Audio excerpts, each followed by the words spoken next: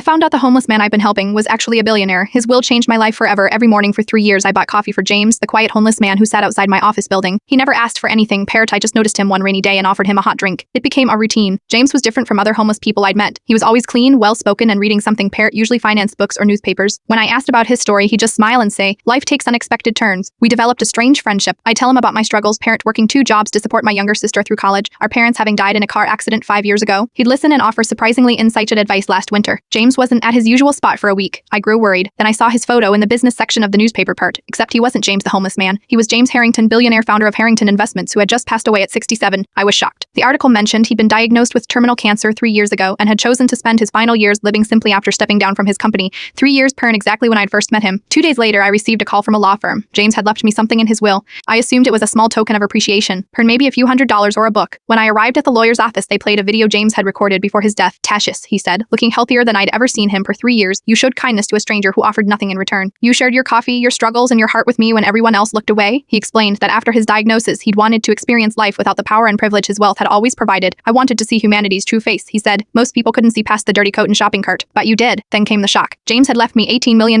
paint enough to pay off my sister's education, buy us a home, and establish a foundation in our parents' names to help families affected by sudden loss. But the most valuable thing in the inheritance was a letter with financial advice he'd been writing for me over our 3 years of coffee conversations. It contained insights that had built his fortune, parent investments to make, trends to watch, principles to follow. The lawyer explained that James had left similar gifts to 7 other people who had shown him kindness without knowing his identity. That was 6 months ago. Fill in James's advice. I've already grown the inheritance and established the foundation. My sister and I now help homeless individuals find employment and housing, but I still miss our morning conversations. Sometimes I buy 2 coffees out of habit and sit at our old spot, remembering the man who taught me that kindness isn't about who deserves it.